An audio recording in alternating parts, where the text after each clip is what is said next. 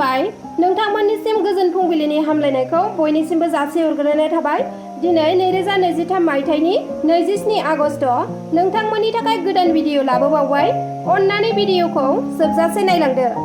बर'नि बिफा बड'फा उपेन्द्रनाथ ब्रह्मनि मुसुखाखौ सोरबा सिनाय मोनै सुबुङा बुख्लानानै गालांदों। बाक्सा जिल्लानि मसलपुराव गोजोनपुरी पार्कआव थानाय बड'फा उपेन्द्रनाथ ब्रह्मनि मुसुखाखौ सोरबा दुथाङा खोमा गन्थं खुगा खावलाय बेफोरखौ बुख्लाना गालांदों। बर' हारिनि सिनायथिखौ बुहुमाव मिथिहोनो आरो बर' हारिनि मोजांखौ सानना गावनि जिउखौ बावसोमना खामानि मावना गालांनाय बर'नि बिफाखौ गोसोखांथि महरै लुनानै दोननाय मुसुखाखौ बुख्लाना गालांनाया बयनिबो गोसोखौ दुखु मोनहोदों। बिनि सायावनो मसलपुर दखरा एबसुनि आफादगिरि मनजित गयारी बिथाङा गोख्रों सोंखारिदों। बेफोरबायदि हारि समाजनि बेरेखा हाबा मावनायनिफ्राय जानगाराव थानोबो खावलायदों। लोगोसे बिटिआर खुंथायनिसिम थाबैनो मसलपुर गोजोनपुरी पार्कआव गोदानै बड'फा उपेन्द्रनाथ ब्रह्मनि मुसुखाखौ मोजाङै गायसनफिननोबो खावलायदों।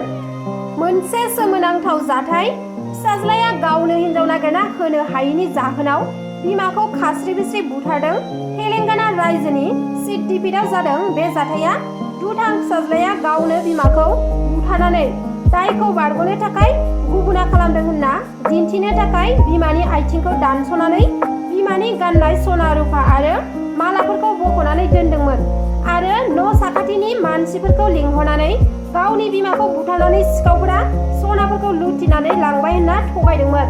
नाथाय जाथायनि उनाव थगायनायखौ पुलिसआ मिथिनानै गोथौयै नायबिजिरनायनि उनाव गासिबो जाथाया सोराङाव फैना दायनिगिरिया पुलिसजों एरेस्ट खालामजादों। हमजानाय दायनिगिरिनि मुङा जाबाय इसुआ आरो बुथारजानाय बिमानि मुङा जाबाय बेंकाटा मामा। ससियेल मिडिया बाहायोब्ला बयबो सांग्रां जानाया मोजां। फेसबुकआव जानला मानला पस्ट होनानै जेलनि आलासि जानांदों पिंकु ब्रह्म मुंनि सासे बर' लाइमोना। ससियेल मिडिया फेसबुकआव जानला मानला पस्ट होनानै खैफोदाव गोग्लैनांदों सासे बर' लाइमोना। बिटिआरनि डिपुटि चिफ गबिन्द बसुमतारीनि सायाव हिनजाव लाना खारनायनि नंखाय बानसावनाय खौरां फोसावदोंमोन। हालां बाजार इउथ बिपिएफ फेसबुक पेजनि गेजेरजों पिंकु ब्रह्मआ नंखाय खौरां फोसावदोंमोन।